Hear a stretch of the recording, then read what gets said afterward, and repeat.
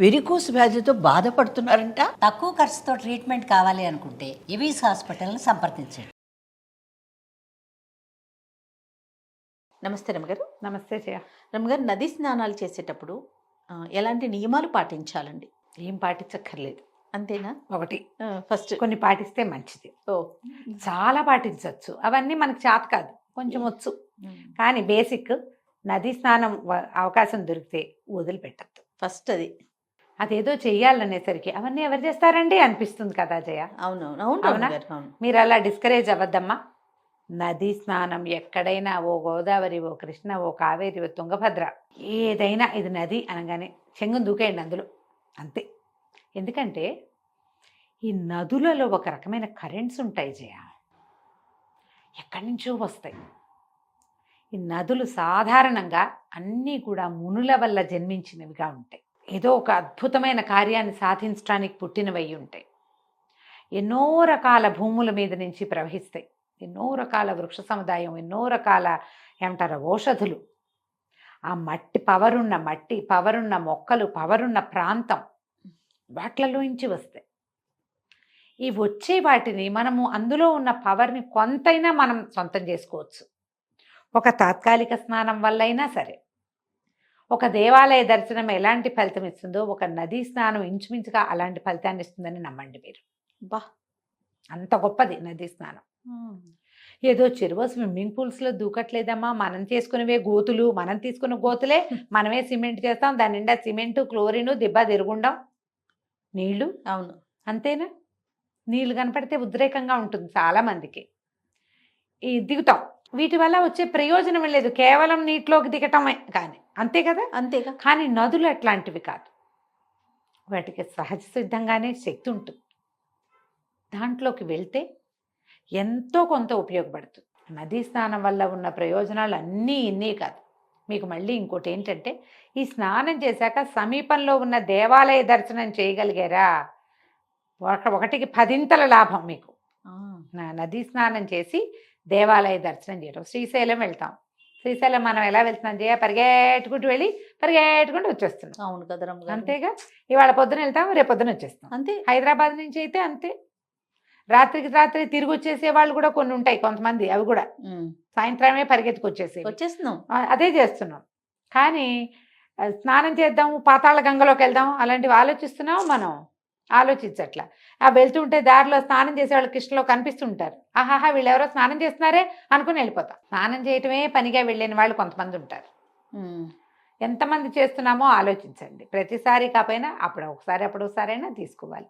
పుష్కరాలు వస్తాయి, అప్పుడు ఒక ఉద్రేకంగా ఉంటుంది మనకి. అందరూ వెళ్ళిపోతున్నారు, మనం వెళ్ళటం లేదా, పరిగెడతాం. అప్పుడు మామూలుగా కూడా చేయొచ్చునే. పుష్కరాలు ఉన్నప్పుడు చేయొచ్చు, మామూలుగా కూడా నదీ స్నానం చేయొచ్చు. ఏ కాశీయో వెళ్తారు, శ్రీరంగం వెళ్తారు. కాశీ వెళ్తే అందరూ గంగా స్నానం ఖచ్చితంగా చేస్తారు. శ్రీరంగం వెళ్ళిన వాళ్ళు కావేరీ స్నానం చేస్తున్నారా అదొకటి చూసుకోండి. మొన్న నేను ఉజ్జయిని వెళ్ళాను, క్షిప్రలో స్నానం చేయలేదు జయ. నాకు ఎంత బాధగా ఉందో, మళ్ళీ వెళ్ళిపోవాలని ఉంది. ఎందుకంటే మేము ఉన్నది ఒక చోట, ఆ నది ఇంకొక చోట, ఏమిటో నడక, ఏదో గందరగోళం. ఆ మొత్తం అంతా అయిపోయి తిరిగి వచ్చే పూట చూసి ఆ స్నానం చేస్తున్న వాళ్ళని చూస్తే నాకు వచ్చింది జయ కుళ్ళు. మామూలుగా నాకు కుళ్ళు పోతాను, నాకు అవి ఉండవు, దేన్ని చూసినా రాదు. కానీ ఎవరి తోటలో అయినా వాళ్ళు వంకాయలో సొరకాయలో కోసుకుని కూర చేసుకుంటుంటే ఒకటే బాగా చేస్తున్నారు, ఏంటి వీళ్ళ అదృష్టం నాకు రాలేదే ఇది అనిపిస్తుంది. అదొకటి. అక్కడి నుంచి నదీ స్నానం చేసే వాళ్ళని చూసినా నాకు అలాంటి భావమే వస్తుంది. బాబ్బా వీళ్ళు ఎంత అదృష్టవంతులు, భలే హాయిగా చేస్తున్నారే వీళ్ళు అనిపిస్తుంది. ఆ అవకాశాన్ని తీసుకోండి. ప్రతిసారి కూడా స్నానం, ఇప్పుడు ధర్మపురి అవి వెళ్తే గోదావరి ఎక్కడో ఉంది, నీళ్ళు ఇన్నే ఉన్నాయి. ఓసారి ఇప్పుడు భద్రాచలం వెళ్తే చాలా తక్కువ నీళ్లు, సరే అంత తక్కువగా ఉన్నాయి వద్దులే అలా అనిపించింది. కానీ వెళ్ళి అలాంటిది చేయొచ్చు.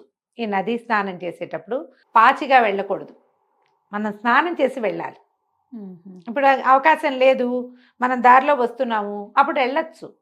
కానీ అవకాశం ఉంటే కనుక స్నానం చేసి వెళ్ళటం. తర్వాత ముందే నదిలోకి దిగే ముందే కాళ్ళు కడుక్కోవాలంటే, ఇలా ఏమైనా వెళ్ళాల్సి వస్తే ఎక్కడైనా వెళ్ళి కాళ్ళు చేతులు కడుక్కొని అప్పుడు నదిలోకి దిగాలి. లేకపోతే మనం ఇచ్చే గౌరవం నదిలోకి వెళ్ళాక యూరినేట్ చేసేస్తారు. పచ్చి పాపం, అది చేయకూడదు. చిన్నపిల్లల్ని వాళ్ళందరినీ కూడా బయటే పిసిపోయించేసి అప్పుడు పిల్లల్ని నదిలోకి దింపుకోవాలి. ఎప్పుడు కూడా మనం నదికి ఇచ్చే గౌరవం అది. అంతేకాకుండా మనలాంటి వాళ్ళందరూ దిగుతారా? మరి ఈ పని చేయొచ్చునా? చేయకూడదు. సబ్బులు, షాంపూలు నదుల్లో వాడకూడదు. మనం ఎక్కడికైనా వెళ్తాం, నిజంగా ఈ పుష్కరాల్లో ఎన్ని షాంపూ ప్యాకెట్లు కనపడ్డాయి. ఈ నదిలో షాంపూ ఏమిటి? ఈ నది నీళ్ళ సౌందర్యం ఇంకేముంది? ఆ పని చేసేయటమే. పొల్యూట్ చేసేయటమే. మీరు పసుపు కుంకుమ వాడుకోవచ్చు, పసుపు రాసుకుని స్నానం చేయొచ్చు నదిలో. పసుపు వల్ల నదికి ఏం చెడుపు జరగదు. మనం పట్టుకెళ్ళే సబ్బులు, షాంపూలు, బట్టలు ఉతికేసుకోవటాలు, బట్టలు జాడిచ్చేసుకోవటాలు, వాటితోటి ప్రాబ్లమ్స్ వస్తాయి. ఆ పని చేయకూడదు.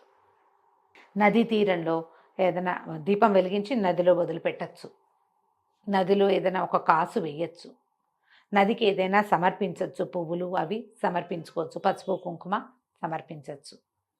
స్నానం చేసి వెళ్ళాలని చెప్తున్నాను. తర్వాత సంకల్పం చెప్పేందుకు నదీ స్నానానికి సంకల్పం ఉంటుంది. సంకల్పం చెప్పించుకుని చేయగలిగితే అద్భుతంగా ఉంటుంది. ఈ మామూలు నదిలో పరివాహక ప్రాంతాల్లో మనకు కనపడరు. గోదావరి దగ్గర కనిపిస్తారు, కాశీలో కూడా కనిపిస్తారు. స్నాన సంకల్ప విధి చెప్పుకుని స్నానం చేస్తే మంచి ఫలితం లభిస్తుంది. తర్వాత కంఠస్నానం కాకుండా తల మునగాలి, మునక వేయాలి. మునిగినది ఎక్కువ ప్రయోజనాన్ని ఇస్తుంది. కంఠస్నానం కాకుండా నీటిలో ఒకసారి మునిగి లేస్తే ఎక్కువ ప్రయోజనం లభిస్తుంది. మీ అవకాశాన్ని బట్టి చేయండి. ఇతరులు సహాయం లేకుండా ఒంటరిగా నదీ స్నానాలకి వెళ్ళొద్దు. ఇక ఈ రేవులో చాలా మంది జనం ఉన్నారు, ఎవ్వరూ లేని నిర్జనంగా ఉన్న చోటకి వెళ్దామని భావించకండి. ప్రమాదం. ఆ పని చేయకూడదు. జనం ఉన్న చోటే మంచిది. తర్వాత ఎవరైనా మనకేసి చూస్తున్నారేమోనని పరిశీలించకూడదు. మనం ఎవరికేసి చూడకూడదు. నదీ స్నానాల్లో అది నియమం. మగవాళ్ళు అయితే తర్పణాలు విడవటం, వాళ్ళ పెద్దవాళ్ళ మాట పేరు ఎవరిదైనా తలుచుకుని ఇవ్వచ్చు. తర్వాత సూర్యుడికి అర్ఘ్యం ఇవ్వచ్చు. ఆడవాళ్ళు కూడా ఇచ్చుకోవచ్చు. తెల్లవారైతే సూర్యుడికి అర్ఘ్యం ఇవ్వచ్చు, నీళ్ళెత్తి సూర్యుడికి చూపించి వదిలిపెట్టచ్చు. తర్పణాలు లాంటివి కూడా విడుచుకోవచ్చు. మంత్రం చెప్పుకుని స్నానం చేస్తే విశేషమైన ఫలితం లభిస్తుంది. మీకు అవకాశం ఉంటే వస్తే మాత్రం వదిలిపెట్టకండి. ఇవేం చెప్పే అవకాశం లేదు, అక్కడ పువ్వులు వేయలేము, దీపాలు వదలలేము, ఏమీ చేయలేము. స్నానం చేయగలము కదా, అవకాశాన్ని మాత్రం అదైనా వదిలిపెట్టకుండా తీసుకోండి. సెలయేర్లు, పైనుంచి పడే జలపాతాలు కానీ, నదులు కానీ, సముద్రాల్లో కానీ స్నానం చేసే అవకాశం వస్తే మానద్దు. కానీ ఈ 3 చోట్లకి కూడా ఒంటరిగా వెళ్ళకండి. నేను తాను కూడా కాదు, ఇంకా ఉండాలి జనం. మన ఇద్దరమే ఉన్నాం పర్వాలేదు అనుకోకండి. కొంచెం నలుగురు ఉండాలి. అక్కడ నలుగురు మనుషులు కనపడ్డ చోట దిగచ్చు, మనుషులు లేని చోట్ల మాత్రం దిగద్దు. నదికి నమస్కారం చేసుకోండి. అలాంటి నదులు జీవనదులు ఉంటేనే ఇంకా కొంతకాలం భూమి మీద మన మనుగడ సాగుతూ ఉంటుంది. అంతే. ఈ నదిని పొల్యూట్ చేయకూడదు, శుభ్రం చేయాలి. ఈ నదిలో స్నానం చేసినప్పుడు ఏం చేస్తారంటే నదిలోంచి ఒక గుప్పెడు మట్టి తీసి బయట వేయాలని చెప్తారు.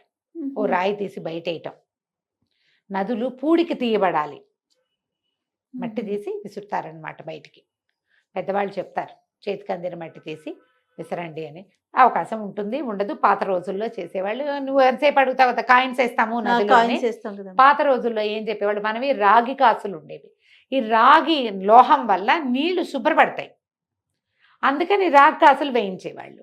మన దగ్గరకు వచ్చేసరికి రాగి కాసులు పోయినాయి, నానాటికే పోయినాయి, నీనాటికి అసలు రాగి కాసు ఏమిటో తెలియకుండా అయ్యారు. అయినా వేస్తాం. కాసు వేయటం అనేది గౌరవం కింద భావించి వేసే అలవాటుగా.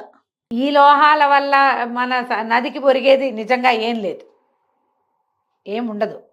కానీ రాగి కాసు, మీరు ఏదైనా నది స్నానానికి వెళ్తుంటే ఒక రాగి కాసు కొనుక్కోండి, బజార్ వెళ్ళి ఒక కాసు కొనండి, తీసుకెళ్ళి వేయండి. సూపర్. అప్పుడు నది నీళ్ళని శుభ్రం చేసిన ఫలితం మనకు లభిస్తుంది. తప్పకుండా. అంతే. చాలా సంతోషం రమ్మ గారు. నమస్తే. నమస్తే.